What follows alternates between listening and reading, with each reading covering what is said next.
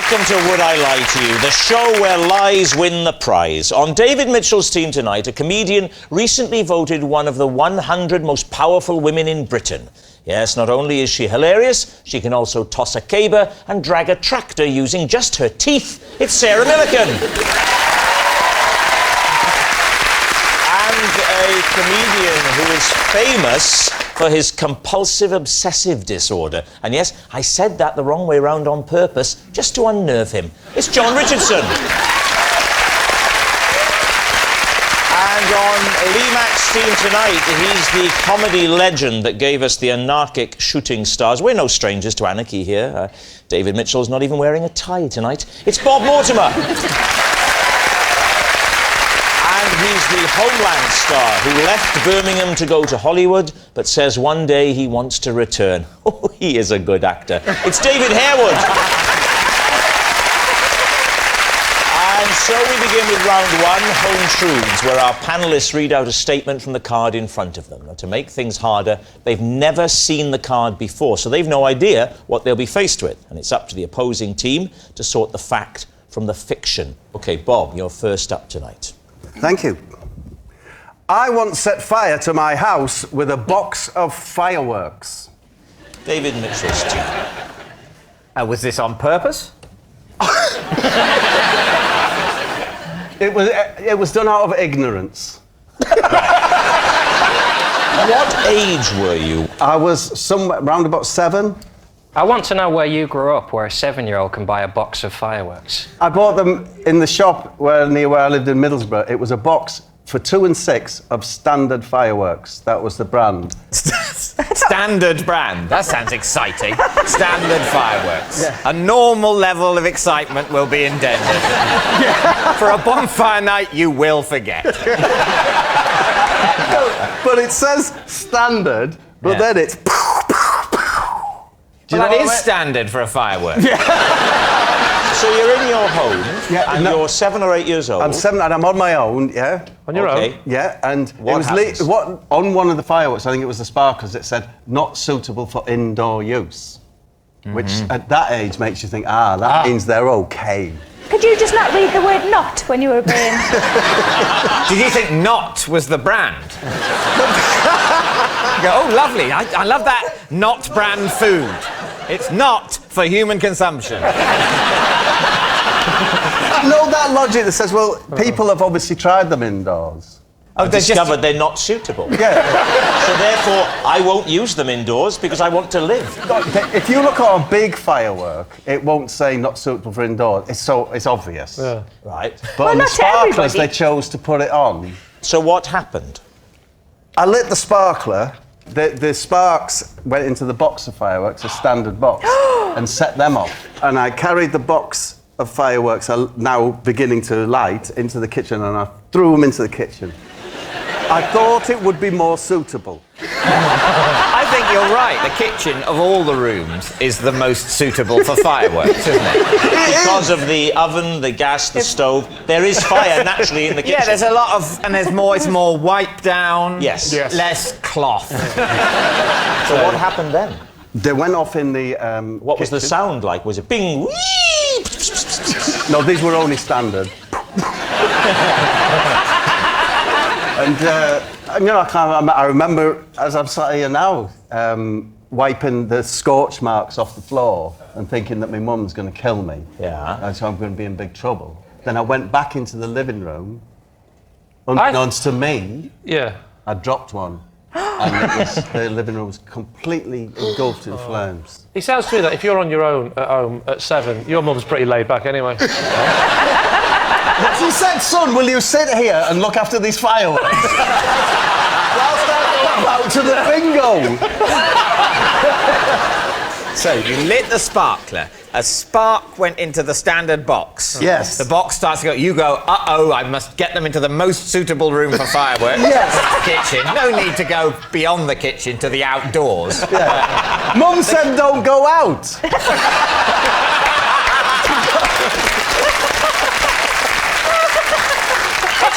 It's good to know there was at least one rule in your house. What time of day did all this happen? This happened mid-afternoon. Oh dear, so you didn't really get the benefit of the Who put the fire out? I went to next door where Miss Best lived. She was bless her, she's about 80. And I knocked on their door and said, my house is on fire. And she said, do you know, I thought it was. So what happened then? She called the fire brigade. They fired their water hoses throughout the house. Yes. Ruining it. Even the rooms where there's no fire. Not ruining it. Yeah. You do know that before they put out fires, it's already ruined, don't you? Lee, You're making this house all wet. It was lovely and warm before. it's the water damage that Yeah. knackers the house. Is it? Not the fire? Not the fire. If they would use their boots to put it out. Honestly, the entire house, that's it. I was in a family of 4 children, and we were homeless. Where Come on, keep it light. No, I'm just saying. were all the other kids while you were alone with the fire? Why did you take 3 They were children looking out and after leave fireworks in other people's houses. So when you say you were homeless, how much of the house did the Inferno claim? It's gone. Entire That's what, house the gone. whole Whole house gone. The whole house burnt down. Burnt down. So how much did you leave in the living room? The fireworks in the kitchen have only caused a few scorches. Yeah. What did you leave in the living room? And now, don't you feel stupid for saying standard fireworks? Yeah. I tell you, they really. had a- I think you were stupid. They had Like a a cake. sparkler indoors. If you don't know what you dropped Yeah. in the living room, is there a chance that it's just a coincidence? No, it could be. That it might not have been your fault? That's what I said to the press. Your fault? Press? What press? Who did you speak to? Local press. Because they came to the house while it was burning? Yeah, you know, they're their hats on, trilbies, sniffing around. With those little bits of paper in the notebook? Typewriters and everything. Were they called things like Scoop McLean? I believe he was called Ron Waffle. Sorry, Ron Waffle. It was either him, the other ace reporter on the Gazette was John Caramel. It was one of them two. Caramel and waffle. Honestly. The question is whether you think Bob has been telling the truth. Well, I thought it seemed very plausible until we heard about caramel and waffle. I think he thinks he's telling the truth, but I think what's happened at some point, he's seen a film in which this has happened They saw backdraft. and is now convinced that it happened to him. I think it's a lie. Sarah. I was going to say I want it to be true, but that sounds really horrible. I think it might be true. Well, I think it's true. I think it's true. So you're going to go for true? Yeah. OK, Bob, were you telling the truth or were you telling a lie? I was telling the truth.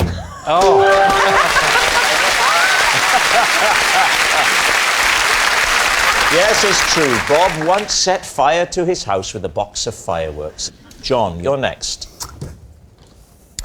When I'm stressed, I often take a water-free bath. Water-free baths, Lee and his team. Do you get undressed? No. Do you just sit in the bath? Well, I lie in the bath. Oh, of course, because you want to get the imaginary water all over your body, don't you? Do you imagine there's water in the bath, or does your mind accept it's not there? No, you know it's not there. I'm not an idiot. I know it's not there. Do you have a hovering duck? How long do you spend in this position? Well, it depends on how stressed I am. If I'm very stressed, I'll be in there a long time. If I'm only a little bit stressed, I'll pop in and I'll pop out again. But what's the benefits? I don't see what is stress relieving. Well, a about it. bath is stress relieving, isn't it? But then it's quite a faff, innit? Running the water, taking your clothes off, then you're wet. You can't go out when you're wet, so you've got to dry yourself. Then you've got to put your clothes back on. Well, if why you just get in without all that faff, you get all the joy of a bath and none of the fuss. You're from the north, I bet you've got just an imaginary flannel. You said that like you're not from the north. I'm not. If you say that, I've completely converted now. have you told your accent? Are you always alone?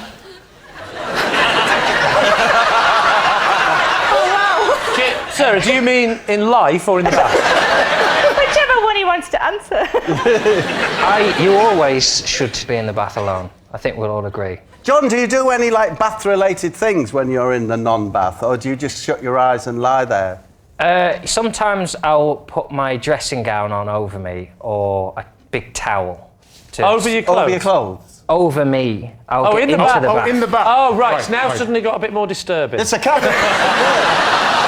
It's stress relief, isn't it? I don't just sit there like in the bath, like I don't smoke. But You can have an imaginary cigarette if you're having an imaginary bath. It's fine. So what are you thinking, Lee? Does this smack of the truth? What do we think, David? I think it's total nonsense. Do you? Yeah.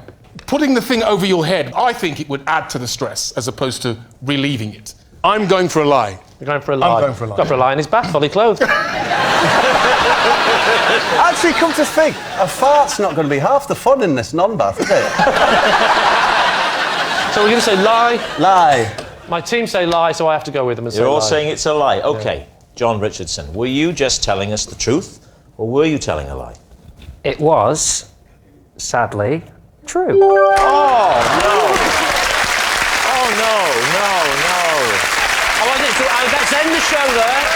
Let's end the show there. We'll have a quick chat with John. We'll bring on Jeremy Kyle and we'll just end it there. Yes, it's true. When John is stressed, he has a water-free bath. Our next round is called This Is My, where we bring on a mystery guest who has a close connection to one of our panellists. Now, this week, each of Lee's team will claim it's them that has the genuine connection to the guest, and it's up to David's team to spot who's telling the truth. So please welcome this week's special guest, Keith.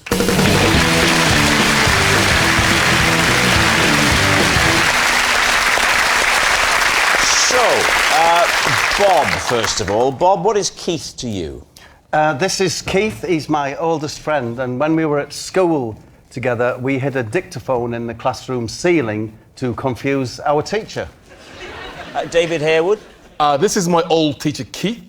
I once had to claim I wasn't me when I met him in a cafe, as I was in character preparing for Homeland. And finally, Lee, your relationship with Keith. This is Keith and his hawk. Yes. Yeah, I'll admit, David, it's a difficult start. Well, go with it. This is Keith. And his hawk was supposed to land on my arm at a village fete, but instead stole the wig from the man next to me and flew off into a tree. So there we are. It's Bob's classroom prankster, it's David's blanked buddy, or it's Lee's hawk handler. David's team, where do you start?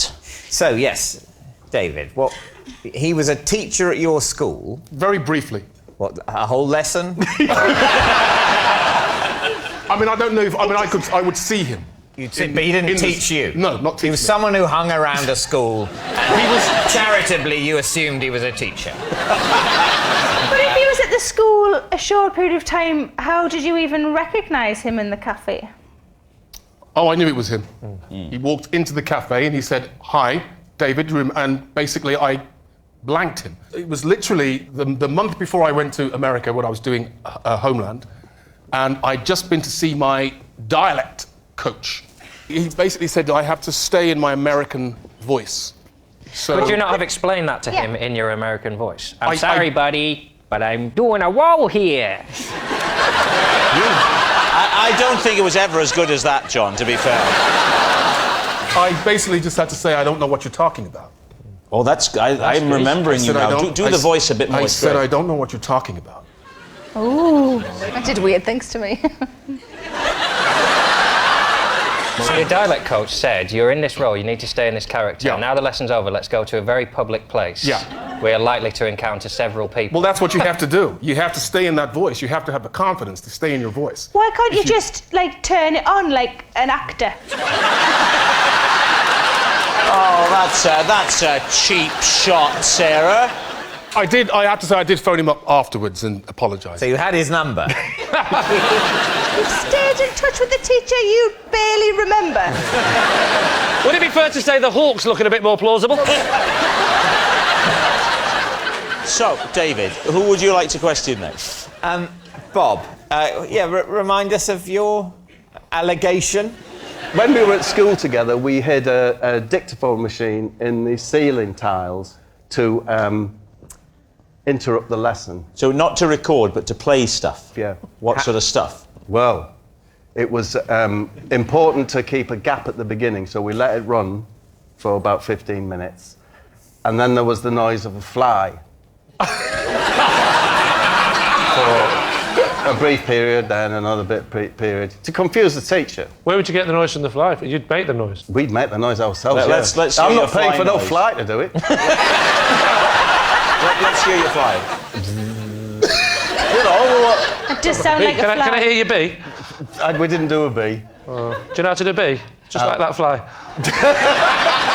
Oh little no, bit louder. it's more wholesome if it's a bee, isn't it? Show me the difference, David. Well, I don't know. I'm not. Do well, it. I would say okay. A bee would be a sort of a foot. No, that's a Whereas a bumblebee. fly is Yeah. Very good. That's good. Very That's good. right. Do you see the way he just slipped straight in and out of character? So you. So yes, there was silence, Yeah. then a little bit of fly, silence, a little bit of fly, and then quite loudly, but not to frighten anyone, the word wolf.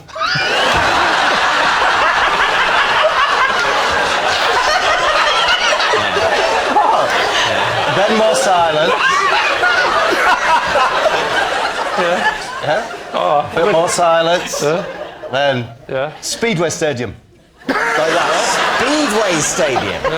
Do you know, the idea was just to say kind of random things. He was a really nice teacher called Bill Whitlingham. How did Bill Whitlingham react to these random sounds? Well, Mr. Whitlingham left the room and said, "Can you sort this out by the time I've gone back? Can you sort whatever it is that's going on?"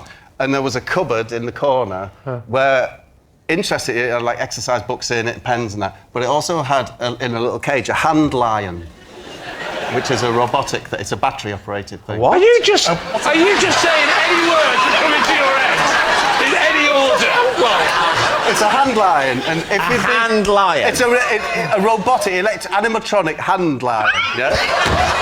And if you'd been particularly good, he would put it on your hand and set it to lick it. Lick it. If you'd been particularly... Is this like a clockwork lion? No, it was remote control. It was remote control. Remote control. He had the controller in his desk, and he said, But the actual hand lion- Get out the hand lion, and you'll get a lick. And if you'd been bad, you put him on your hand and you strike. You'd strike at your hand. So the hand lion had two settings. It could lick or it could strike. Yes, good boy, bad boy. Right, very Good boy, sensible. bad boy. Now, the only problem with it, of course, was... what, this story? It would... The only problem was, of course, if the batteries got low, it would get constipated. No, anyway, but in this cupboard, so we got up on the cupboard. You climb onto the cupboard that Yes. the hand lion is Yes. is housed in. Probably asleep. Right. You reach up onto the ceiling tile, Take out the dictaphone. switch it off. Yep. Mr. Whitlingham Yes. comes back in. Yes. What happens? He's nervously awaiting another, edict from above. Doesn't come. We carry on with the lesson. British government and politics it was. There was a what was lesson called British Government and Politics. Yeah. Whole year on that. 2 years. It was A-level. For the sixth formers, Yes. a hand lion. A hand lion that can either lick or strike was what was used to express praise or the opposite to these 17 or 18-year-old students. And it was very effective. All right. Would you like to move on to the final claim? So, Lee, tell the story about Keith. I was at Village Fete, and Why were you at a village fete? I was helping out. What village? Thames Ditton. Why were you helping out at Thames Ditton Fete? Because I don't live too far away from there, and they asked me to help out, and I did a few little things, like I did a bit of tombola, a bit of announcing. Then I went over to judge the pig racing. The usual things you do at a fete, you know. The pig racing? Yeah. I don't know why I judged it, because surely first past the post, but... Well, no, I was doing case of a dead heat. and what happened with the hawk and Keith and the wig? One of the things I had to do was to volunteer to stand there and learn. He had the little headpiece on where he'd teach the crowd basic falconry, I believe we called it. I stick the glove on and then hold this little thing. I don't know what it was, but I'm doing this. A I'm a bit small nervous. morsel of meat. Thank God you've been to one, because I haven't. I'm holding a small morsel of meat. Then what happens? And then Then the swan comes the down. swan came down. So the hawk comes over, right? It comes over. There's a person missing from this story, and it's the mayor, right? The local mayor.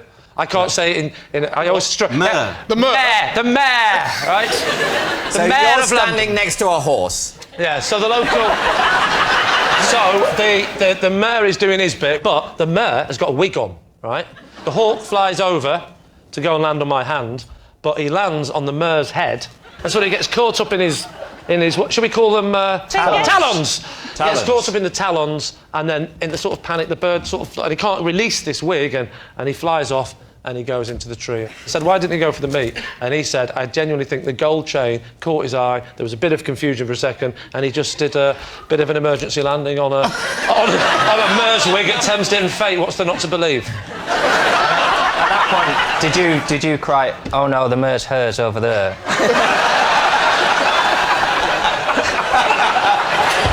All right, so David's team is Keith, Bob's classroom prankster, David's blanked buddy, or Lee's hawk handler. I was believing Bob until the fact that he was 18 and the hand lion.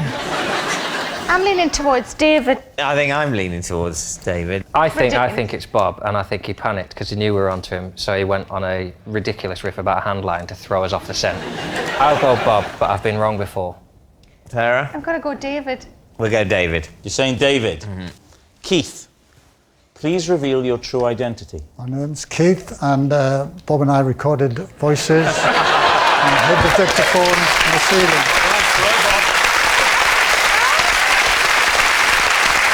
Yes.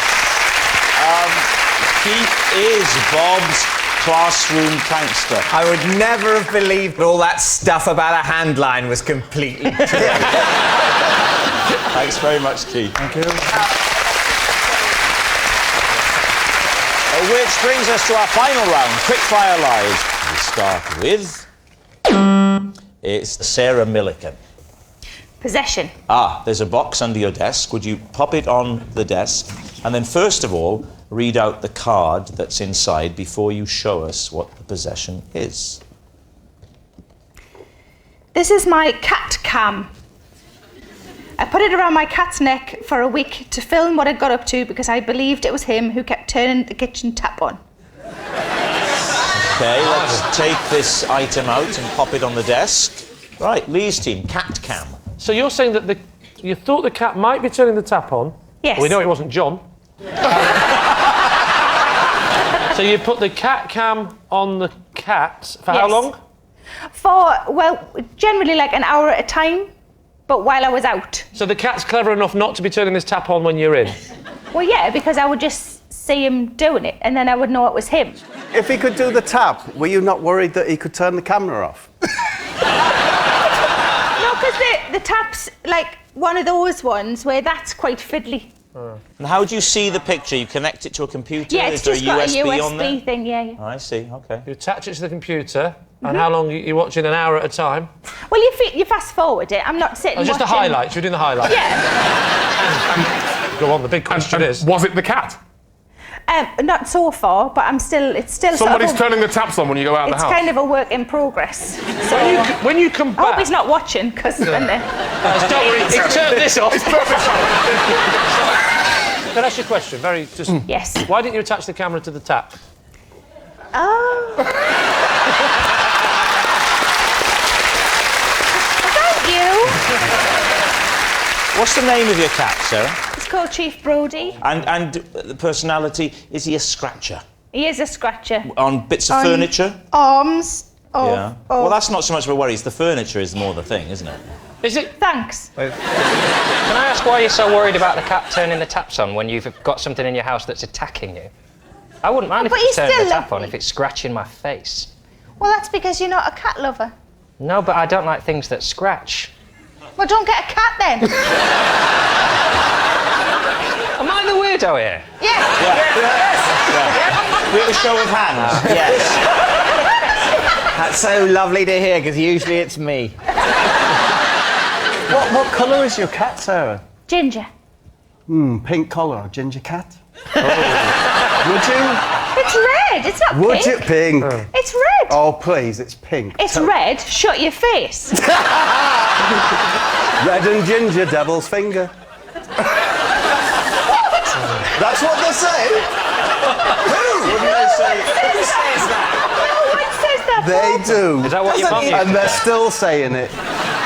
So what do you think, Lee? Is she telling the truth? What do we think, Bob? I'm saying it's a lie. You're saying it's a lie. David's saying it's... Possibly true. Well, I'll lie. Okay, you're saying lie. Sarah, truth or lie? It is a lie. Yes, it's a lie. Sarah didn't put a cat cam on her cat. Next. It's David Harewood. I can balance a banknote on my nose. When did you first find this out? When I was about 13. Is it flat or is it sort of like that? It's Kind on its kind of on its On its edge. yes, and I would balance it on like that. What? Straight like up? that? Yes. Yeah. On your nose? Kind of like that. So that the end of Yes. the note Yes. is along your nose there, Yeah. going upwards. Yes. And what's your technique for? Because I imagine the problem with that is that the note would immediately fall off. I What's your have to kind technique of- for preventing that? Zen. Zen. Zen. Is that a type of glue? What do you think, David? Does this have the ring of truth for you? I don't think it does. I think it's an odd mixture of something that would be impossible and not that impressive anyway. So what do you think? we think it's a lie. I think it's a lie. Lie. Three I of think you, all it's a three of lie. you think it's a Yeah. lie. Okay. David Harewood. Truth or lie? It is true. Whoa! That Rob's your note now. Yes, it's true. Whoa. You pulled that out at just the right time for us. Cheers, mate. I have to stand up for this. All right, please do. Here we go. Take your time, milk it.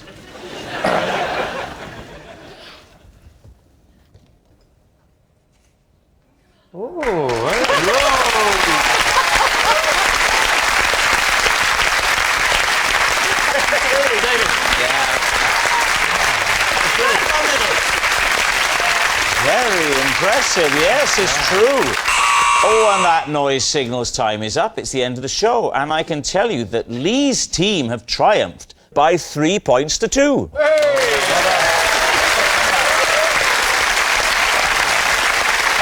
But of course, it's not just a team game. And my individual liar of the week this week is Bob Mortimer. Yes, Bob Mortimer. If you were looking for an effortless liar, then Bob's your uncle. At least he says he's your uncle. He's probably lying about that too. Good night.